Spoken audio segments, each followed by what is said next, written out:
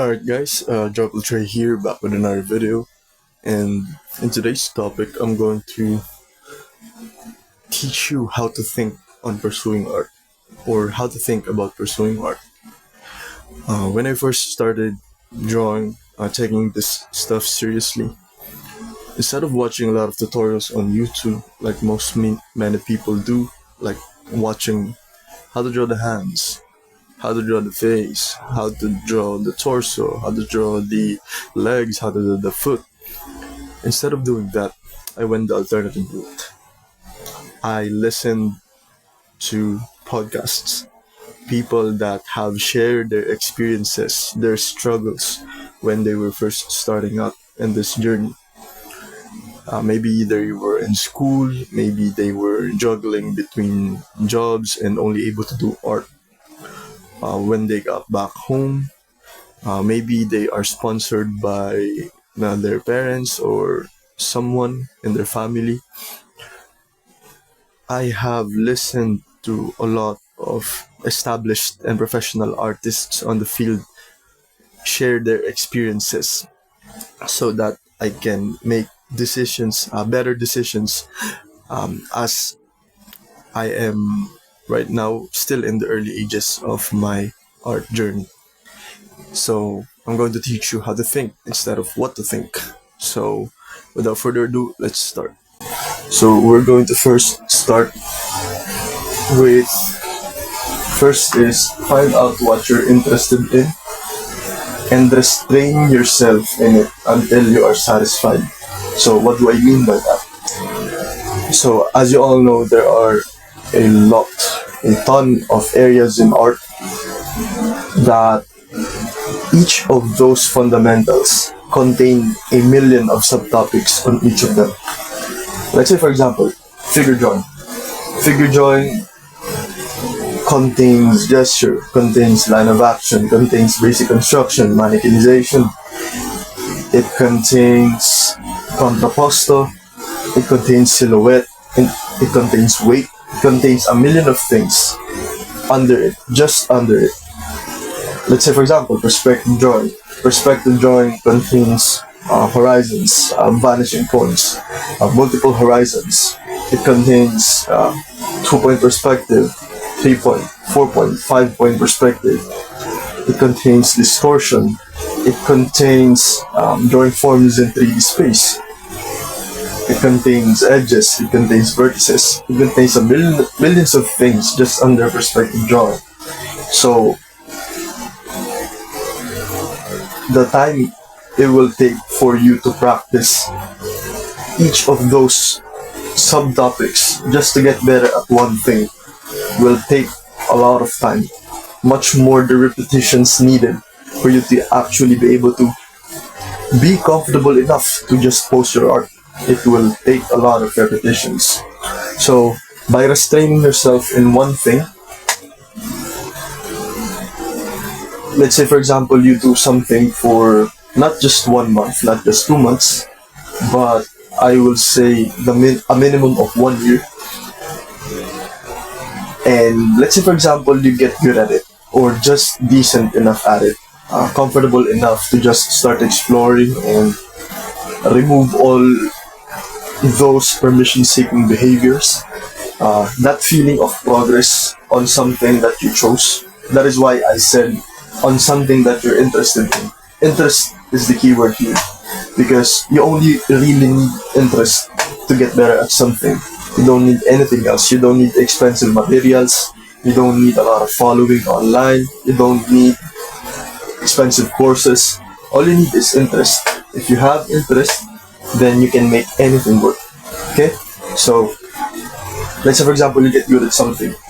That feeling of self-confidence, that trust, will carry over if you want to practice another area of art. Let's say, for example, you want to be able to draw like Kim Jung-gi. Kim Jung-gi is good at a lot of fundamentals in art. Not all, but a lot. So he's a master in figure drawing, he's a master in perspective drawing, he's a master in values, so composition, and you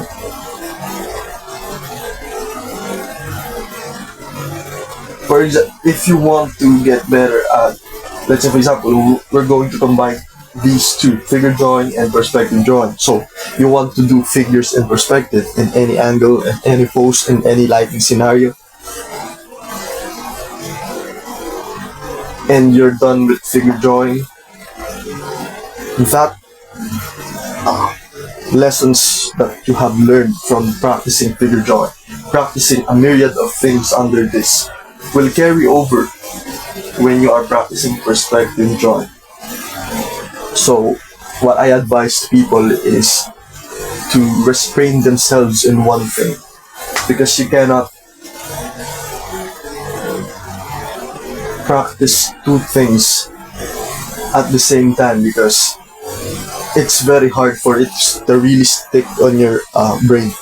It's very hard for it to actually register and for it to be second nature.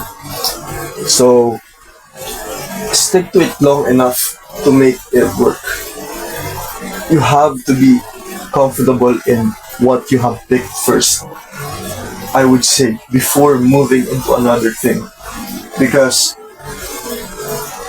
you don't really have that sense of progress yet. You haven't proved to yourself yet that, oh, if I just practice this, if I do a lot of repetitions, I can be good at something. And even if it shows just a minute amount of progress, it will give you confidence to now then branch out, to now then pick another area of art. Let's say, for example, values, light, background. Just by sticking to one thing long enough and having make it work, it will create a positive feedback loop that will say to yourself, I can make this work. This is just repetition. This is just sticking to this thing until I see progress, and figuring out all the ways in which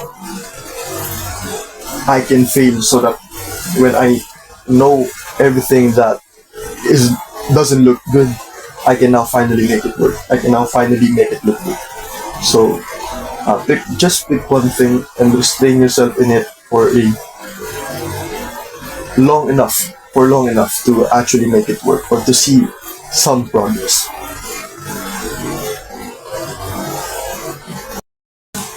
Okay, number 2 is thinking of it as something that you will do for life.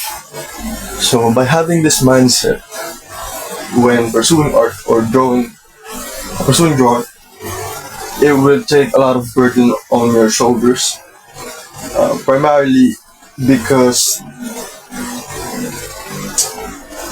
it will stop you from rushing things. And this is the best thing that I have learned in art, and I am still currently learning, is that when art comes from a place of spontaneity and play, it will actually turn out good, better, compared to when you're tense and intentionally trying to make it better. If you just let yourself go, if you just relent control, 9 times out of 10, your art will look much better. So, by deciding that, I do not have a time frame, I do not have to make this work in a year, I do not have to make this work in 5 years, I could just draw and draw every single day, and the results will just come up on themselves. They're just extra. The fact that you are able to do something creative is the win in and of itself. Because most people are not able to do that. Most people don't know how to. Most people are too perfectionistic. Most people have a lot of expectations on themselves to make their first art very good. So it is a approval-seeking behavior. So by thinking of it as something that you're going to do for life, it will make your art better. Now, of course, you can have a goal. Of course, you can do a lot of repetitions, a lot of it, so that you can apply for a job, so that you can do freelancing. But I recommend that you always have this on the back of your mind. Think of it as something that you'll do for life. And everything that you do, everything down to the finished illustration, to that finished portrait, down to the single stroke, to the single dot that you make on a paper, it all adds up. It all adds up on your skin. And art is something that is one of the very few things that you'll get better over time. You just have to stick to it. You have to just not quit. And I listed here evergreen because art is art can stand the tests of time. Art is and always have. Art will always be there. Art is like this chaotic, vast, yet still at the same time. It's very deep. It's like the ocean. It is very vast. It's very chaotic, and at the same time, it will not go anywhere anytime soon. So it's always going to be there. And I also listed here that it is a noble pursuit. It is a noble pursuit because you're only pleasuring yourself when you're doing art. You only want to make good pictures, and it doesn't really make other people feel bad or anything. You're not competing, you're just putting in the time, you're just drawing, you're just painting, or whatever art you choose, and there's not much point on competing with another person because envy doesn't do anything much. Jealousy doesn't do anything much because if you see somebody better than you at drawing or painting, it just means that they have put in more time and effort than you have. And yes, they might be in a place where they can focus on creativity. They might be on a much better place financially to be able to pursue the arts, but at the end of the day, it's just the time that you put in. If you want to pursue art, you have to make the conscious decision of letting go everything else in your life but art.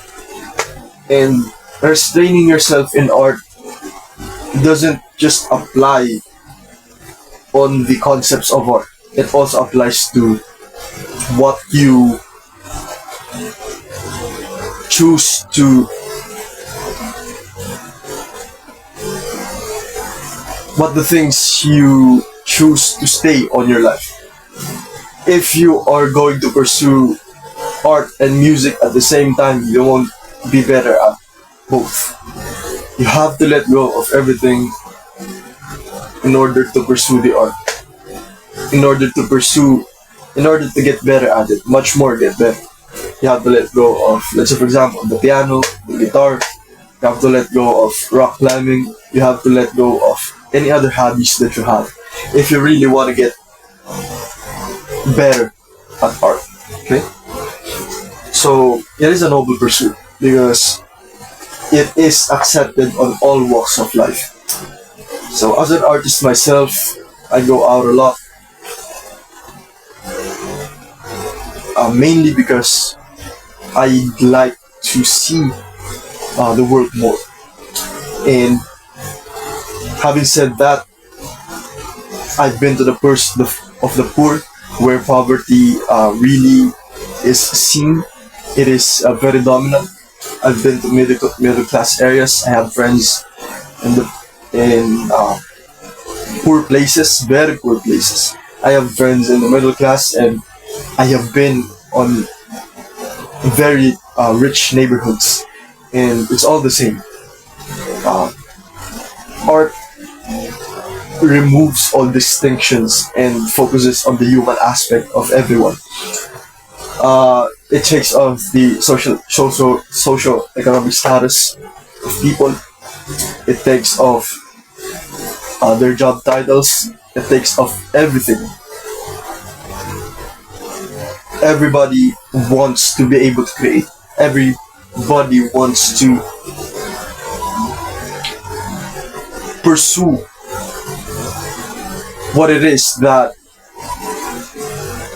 they're really passionate about. And most of the time, it is something that has to do with the arts. It is something creative. It is something that has something to do with creation. And as long as you're an artist, if you are an artist, and as long as you wear that badge, you're going to get accepted everywhere. You won't be, you will be left alone by people. People will accept you, yet you will not be touched.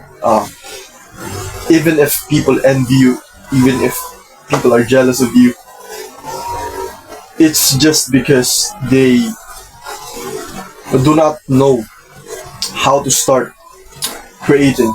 It's just their minds are very clouded on the things that they are doing at the moment, or at the periods in their lives that they all wish that they can do the same thing as you. And being able to do the art is a very difficult thing because you are going to let go of a lot of things. That's why I said, if you want to pursue the art, you have to let go of everything, almost everything. So it is accepted on all walks of life. Okay, so number 2, aim for sustainability by setting stupidly small goals and tasks. So this number 3 here is more about the practice side of it. This is what I've noticed going to the gym myself, having trained for a decent amount of time. You do not start the gym you do not immediately lift, let's say for example, 50 pounds on dumbbell bench press. It is going to take progression. You're going to have to start at 20 pounds, for some even 10 pounds, and gradually increase that difficulty over time. And what I've found out is that the more stupidly small the tasks I set myself, the more I can maintain that routine over time. And if you can maintain a routine for a long period of time, it will give you a sense of fulfillment that no other thing could provide. It will give you a lot of self-confidence, confidence that you can stick to something, and much more if you can see progress on what you do. And I find that when I set small goals, stupidly small goals, it always compounds to something very big, very, very big compared to when I set challenging tasks. Okay? And that's not to say that you don't have to challenge yourself. That's not to say that you gotta push past what you think your skill ceiling is on. That's not to say that you don't have to do that. It's just that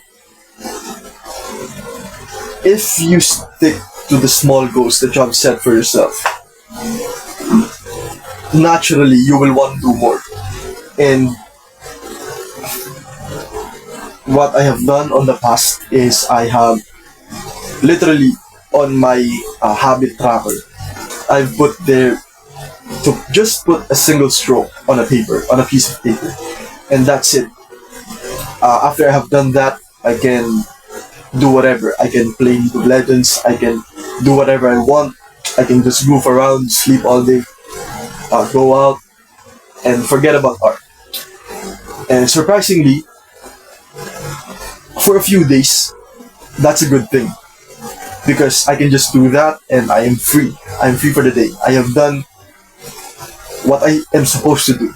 I'm on the track of getting better at art just by the act of putting a single stroke on paper. And what I found out is naturally, since it is a very stupidly small task, I am naturally inclined to do more. I wouldn't just do a single stroke. I would just, I would draw. I would draw whatever. I would draw circles, I would draw cubes, I would draw a human, even though it looks bad, just because it feels stupid to just start small.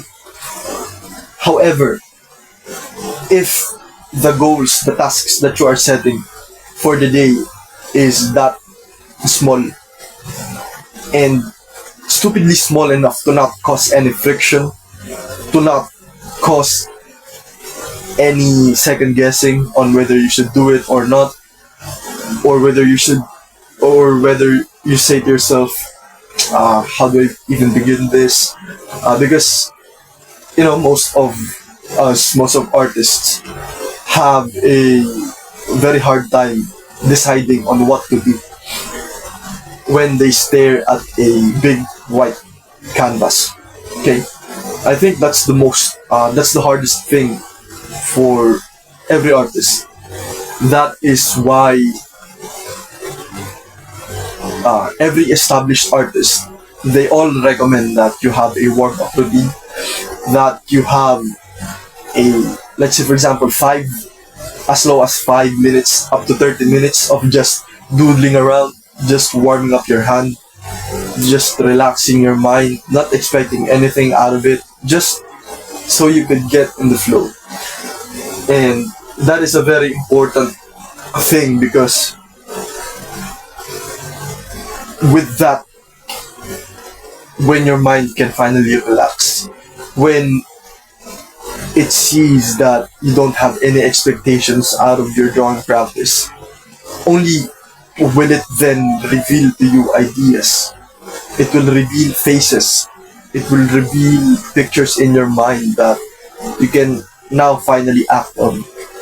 And that's a very wonderful thing as an artist. When your mind is relaxed, when you're not expecting anything, a lot of good things can come. A lot of very interesting ideas will come. Okay? So that is the number 2. Aim for sustainability. And don't overcommit. Don't push that sudden outburst of energy and try to maintain that for a period of time. Just start small and gradually increase it. Okay? And finally, number 4, the quality of your art will reflect the depth of how much you've dug within yourself. Okay? When doing art, the reason why it is difficult is because most people cannot sit for an extended period of time on their desks. Mainly because they think they have to do something more important than this. A lot of things is bombarding their mind. A lot of tasks that they think they should do, and maybe it is important, maybe it is an emergency. But when you start doing art, like me, I have been doing this for a year and a half now. And what I've noticed is that when you start drawing, the mind will bombard your head with a lot of thoughts of what you think you should do, of whether you should check your social media for updates, for the latest trends from your friends or from pages you follow, or if you have washed the dishes or if you have cleaned, mopped the floor. It will keep on sending you thoughts that will keep you away from sitting and just continuing drawing. And the reason why is because it doesn't want you to quiet your mind. It doesn't want you to be able to quiet your mind, because when you quiet your mind, when you have been practicing art for just a small amount of time, like 1.5 years, you'll notice that when your mind is quiet, you're going to be able to identify a lot of your beliefs, a lot of your principles, and where those thoughts that are constantly entering your head is coming from. And you will be able to pick them apart and really look at it without judging it. And look at it from not an impulsive way, and not as if what you're looking at is a part of you. You will be able to look at it from a third person perspective without judging. Just look at it. And by that act alone, you'll be able to know who you really are. You will be able to remove a lot of unnecessary stuff that maybe has been thrown to you ever since the beginning. And you can only do that once you can sit for a long period of time doing your art. Okay? And some people can even sit for 5 minutes. They are very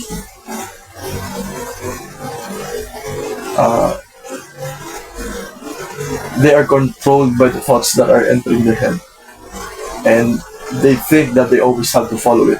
They think it is them. They think it is from them. But when you do art, you will realize a lot of things. You will be able to look at yourself more in an objective manner, and you will be able to remove the fog on your head and really see who you are. And really have that, again, objective look about the current state that you're in. And that is a good thing. That is a very good thing, because there is no better feeling than that. There is no feeling compared to it. It is such a wonderful state to be in. When your attention is all focused on the drawing or whatever art it is that you're interested in, and suddenly you can investigate the workings of your mind and remove stuff and add stuff.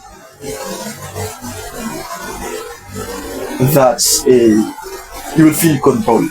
You will feel very good, because you will realize that you don't really need a lot of things. You don't really need much. And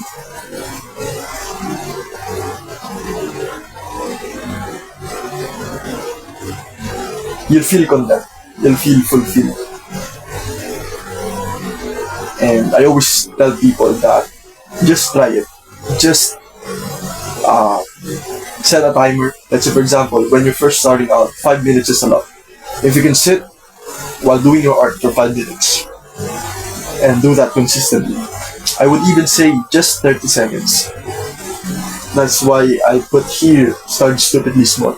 If you can sit by yourself for 30 seconds while doing art for 1 week, you'll be able to unlock a lot of very interesting things inside of you. And the more time you spend doing your art, that is to say, the more time you can spend sitting on a desk, just doodling. Even if the proportions are wrong, even if the lighting, the values are out of whack, even if the anatomy is incorrect, As long as you can sit, doing your art, sit in silence, or maybe you're listening to something or whatever. I like to listen to podcasts when drawing. If you can sit in silence for an extended period of time and just observe yourself, you will find that the quality of the art that you're producing is going to be much better. You'll find that time slows down, yet it goes very fast as well. I promise you, there's a lot of interesting things you'll be able to experience once you can sit through an uncomfortable feeling over an extended period of time. And if you can do that, the quality of your art will get better. Okay? So that is it on how to think on pursuing art, or how to think about pursuing art. Find out what you're interested in and just train yourself in it. Think of it as something that you will do for life. Aim for sustainability by setting stupidly small goals and tasks, and the quality of your art will reflect the depth of how much you have dug within yourself. So that is it, guys. I might do more of this. Okay, since this is the type of stuff that I'm interested in drawing. However, sometimes I still think that it is weird. Let me know your thoughts in the comments below. I still think this is weird, but I'm still holding myself back on the things that I have experienced, and on the things that I have experienced, because I still want you guys to think that I'm not weird or anything or crazy, because I still care about how I'm viewed. Okay, I still care about my image, and maybe in the future I will not care so much, and I will just care more on sharing my experiences. But as for now, I still want to be seen as normal and not as someone that lost his mind or anything like that. But if you have any suggestions, recommendations, just leave it in the comments below. I'll see you in the next video.